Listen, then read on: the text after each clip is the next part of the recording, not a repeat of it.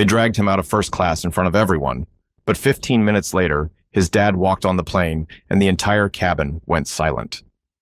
Jalen Harris had been counting down the days since the email came through. That acceptance letter from Stanford wasn't just a dream come true. It was his ticket to a whole new world. And today felt like the first taste of it. He stared at his reflection in the tinted glass of the terminal window at Dallas Love Field Airport.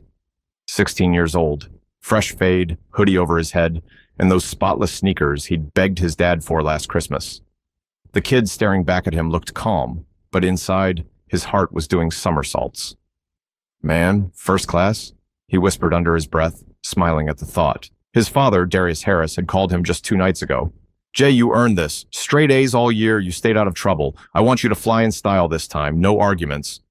No arguments, like Jalen would have argued. This wasn't just about a seat on a plane. It was about his dad noticing his effort, rewarding him for it. It was about proving, in his own quiet way, that he belonged wherever life took him. Jalen shifted his backpack and looked at the first-class ticket in his hand for the 100th time. He liked the way it felt, thick, premium paper with his name printed bold, Jalen Harris. "Boarding Group 1, that's me," he said softly.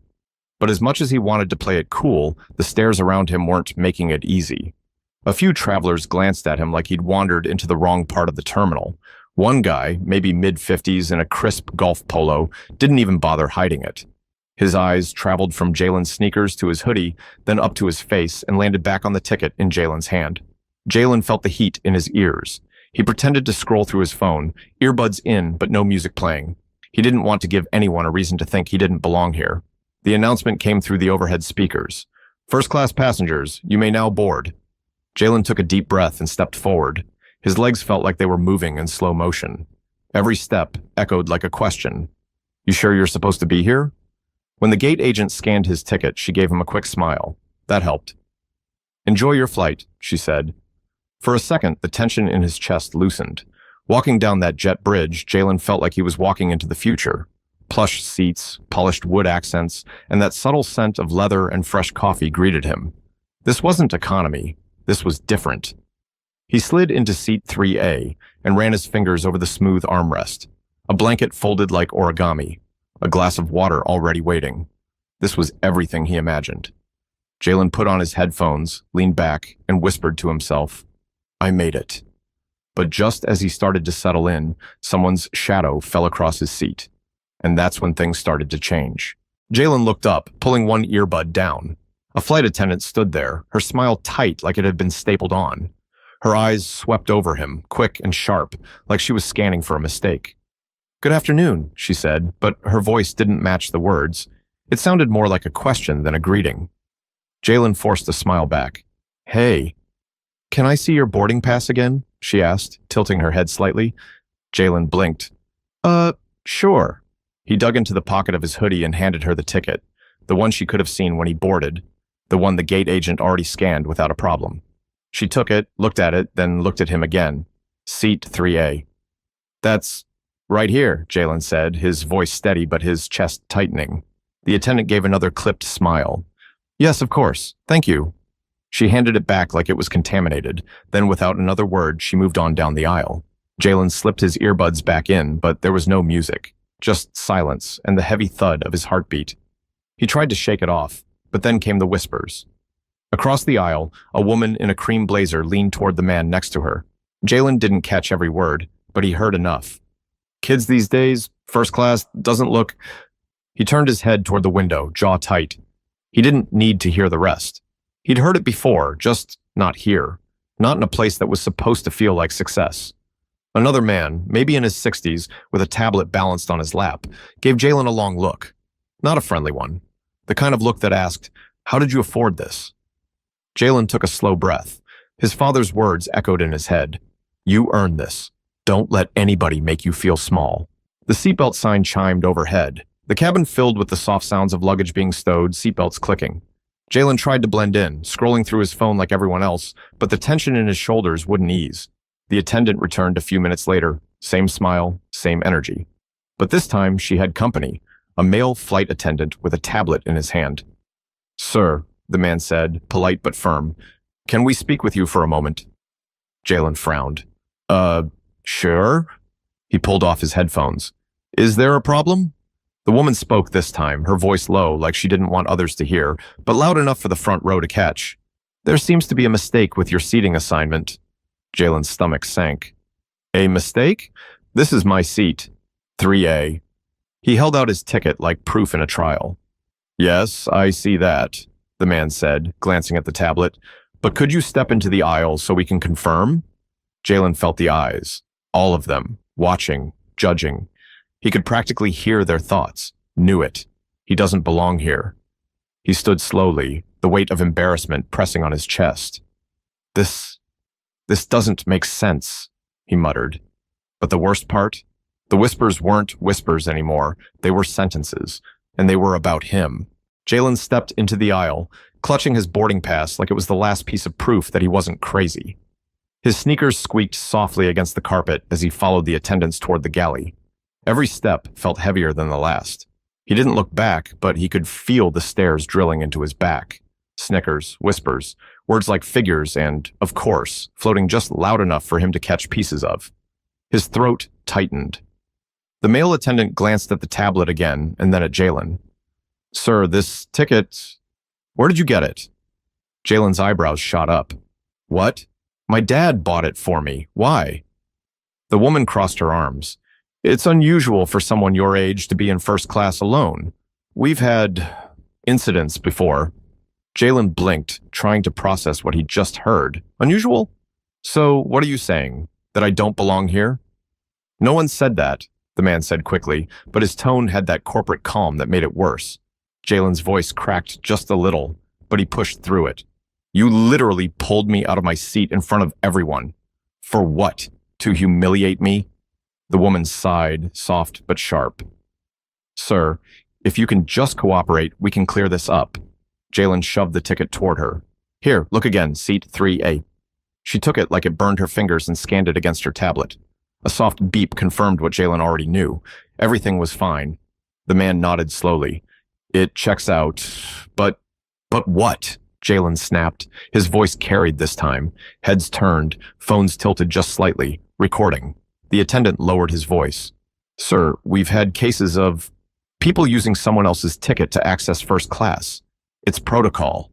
Jalen stared at him, disbelief washing over his face. You think I stole a ticket? Is that what this is? Neither of them answered. That was all the answer he needed. His chest tightened like a fist. He felt every pair of eyes waiting, watching, judging. He could walk back and sit down like nothing happened, but that wasn't an option anymore. Jalen took a slow breath. Look, my dad bought that ticket for me. I didn't do anything wrong. The woman's tone softened, like pity instead of respect. We understand, sir, but we can't allow you to remain in first class until this is fully verified. For now, you'll need to move to economy. Just for now. Jalen's stomach dropped. Are you serious? After all this? I showed you my ticket. It's temporary, the man said, gesturing down the aisle. We'll make sure you're comfortable. Comfortable, in the back of the plane, after everyone just watched him get dragged out. Jalen wanted to argue, to shout, to tell them how wrong this was, but the eyes were still on him. The murmurs were louder now. One woman whispered, not even trying to hide it. Knew it. He didn't pay for that. He swallowed hard, feeling the weight of 1,000 judgments he didn't deserve. Finally, Jalen nodded, barely holding his voice steady. Fine. He grabbed his backpack, heart pounding so loud, it drowned everything else out. As he walked past those leather seats and expensive suits, he caught fragments of conversations. Somebody tried to cheat the system. Figures, right? Every word was a knife. But as Jalen slid into an economy seat, staring at the seat back in front of him, he had no idea what was about to happen 15 minutes later, when the man who bought that ticket walked onto the plane. Jalen kept his head low as he walked toward the back of the plane, gripping his backpack so tight his knuckles turned white. Every step felt like a marathon, and the aisle seemed to stretch forever. The whispering didn't stop. If anything, it grew louder now that he was passing the rows. Guess he thought he could get away with it, a man in a navy blazer murmured, loud enough for Jalen to hear. Jalen clenched his jaw and kept moving. He wanted to spin around and shout, "You don't know me, you don't know anything about me." But he didn't. He just kept walking. A woman in 6C gave him a sympathetic smile, the kind that felt worse than the judgmental stares, like she was saying, "Poor kid." Must have been embarrassing for you. Finally, Jalen reached row 21. The cramped seats, the faded blue fabric, the faint smell of reheated food. This wasn't just economy, it felt like exile. He slid into the middle seat, pressing his backpack to his chest like a shield. As he buckled in, he stared at the screen on the seat back in front of him. The bright safety video played, but he didn't see it. His vision blurred with frustration and shame. His phone buzzed in his pocket. A text from his dad. "Flight board yet? You good?" Jalen stared at the message, his fingers hovering over the screen. What was he supposed to say? "Yeah, Dad, everything's fine, except they just dragged me out of first class like I'm a criminal."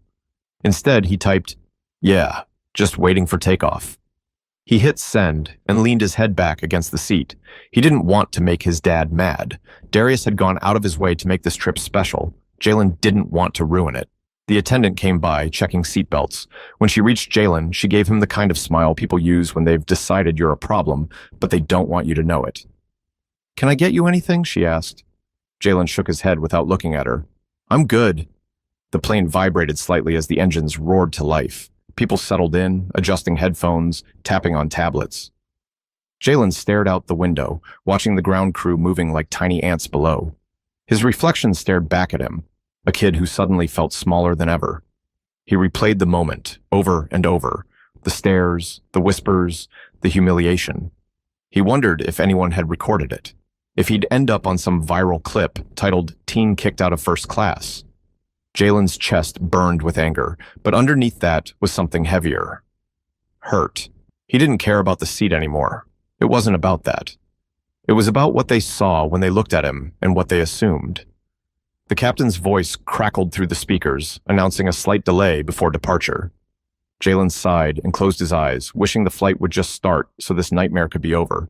But while Jalen sat there trying to disappear, the man who raised him, the man who paid for that seat, was stepping onto the jet bridge, and he was about to change everything. The jet bridge door opened with a soft thud, and in walked Darius Harris, calm, collected, every step measured like a man who knew exactly who he was. He wasn't flashy. No gold chains, no loud designer logos. Just a tailored navy suit, a sleek leather briefcase in hand, and a quiet presence that made people notice without him even trying. The gate agent greeted him with a professional smile. "Good afternoon, Mr. Harris. Thank you for flying with us." Darius nodded politely. "Thank you." His voice was deep, steady, the kind that made people stop and listen. As he walked down the jet bridge, he pulled out his phone. A text from Jalen lit up the screen. "Yeah, just waiting for takeoff." Good, Darius thought. He smiled faintly. He was proud of that boy, worked hard all year, earned this reward. First class was just his way of saying, "I see you, son. You deserve this." But when Darius stepped into the first-class cabin and glanced at seat 3A, his smile faded. Empty. Blanket still folded, water still untouched. His brow furrowed. He checked the boarding pass in his pocket, 3A. The same seat number Jalen had sent him a picture of. Darius turned to the flight attendant who'd been greeting passengers near the front. "Excuse me," he said calmly. "My son should be sitting in 3A, Jalen Harris. Have you seen him?" The attendant's expression flickered just for a second. She straightened her posture. Yes, sir. There was an issue with his ticket, so we moved him to economy." Darius's gaze stayed on her, steady and sharp. "An issue?" "Yes, sir. It was just a precaution. Everything's fine now." "A precaution for what?" Darius's tone didn't rise, but it tightened, like a rope pulling taut. The attendant hesitated, glancing at her colleague across the aisle. The other one, the guy with the tablet, approached quickly. "Sir, we can explain. Your son's ticket appeared." "Appeared what?" Darius asked, voice calm but cutting through the hum of the cabin. A few heads turned. Passengers who'd been pretending not to listen were now hanging on every word. The male attendant cleared his throat. "There was some confusion. We weren't sure the ticket was valid." Darius tilted his head slightly. "Not valid. I bought that ticket myself, directly through your airline's app, on my Platinum account. So tell me, what exactly made you unsure?" Silence. The attendant shifted, eyes darting. "Sir, as I said, it was just protocol." "Protocol," Darius repeated, slow and deliberate. "Protocol for removing a paying customer from the seat they purchased, humiliating them in front of an entire cabin, and sending them to the back of the plane?" The attendant swallowed hard. Sir, we didn't mean... You didn't mean what? Darius's voice was still calm, but there was something behind it now. A controlled fire. The kind that made everyone in earshot sit a little straighter. You didn't mean to treat my son like a criminal? Or you didn't mean to assume that because he's 16, wearing a hoodie, and sitting in first class, he doesn't belong here? The cabin went dead silent. The woman in the cream blazer who'd whispered earlier stared down at her phone. The man in the navy blazer shifted uncomfortably. No one was breathing too loud. The male attendant opened his mouth, closed it, then tried again. Sir, we... Apologize for the misunderstanding. Darius let the words hang in the air, like he was weighing them. Then he said, quietly but firmly, Go get my son. Now. The attendant nodded quickly, motioning to the back of the plane. Darius stepped aside, his jaw tight, his eyes following him until he disappeared down the aisle. But as Darius waited, the weight of what just happened was starting to hit the entire cabin, and it was only going to get heavier when Jalen walked back up that aisle. The aisle was quiet as the male attendant reappeared from the back, and behind him, Jalen followed, backpack slung over his shoulder, face blank like a mask hiding a storm. His sneakers dragged a little against the carpet. Every step toward first class felt heavier than the walk he'd just taken to the back. Eyes turned. Some passengers looked away quickly, guilt creeping into their expressions. Others stared, their curiosity naked and shameless. The same man who whispered figures earlier suddenly found the tray table fascinating. Jalen didn't say a word as he reached row 3. He stopped next to Darius, who placed a firm hand on his son's shoulder. That simple touch said everything. You're not alone anymore. You good? Darius asked, his voice low but steady. Jalen nodded once, but his eyes said something else. Something like, why did this happen? Darius turned to the two attendants standing nearby. His calm hadn't broken, but now his words carried weight. So, here's what's going to happen. My son is going to sit in the seat I paid for, right here, and I expect an explanation for why that didn't happen in the first place. Sir, the female attendant started, but Darius cut her off with a glance. Not loud, not angry, just final. I'm listening, he said. The male attendant cleared his throat. As we said, it was protocol. His ticket was flagged for verification, and... Protocol, Darius repeated, his tone sharp enough to slice through the excuses. Funny how protocol only seems to apply to certain people, isn't it? The words hung heavy. A couple of passengers shifted uncomfortably. One woman looked like she wanted to melt into her seat. The attendant's face flushed. Sir, it wasn't personal. Darius tilted his head. Wasn't personal. You pulled my son out of his seat. You walked him past a cabin full of strangers and made him sit in the back of the plane like he'd done something wrong? Tell me, how is that not personal?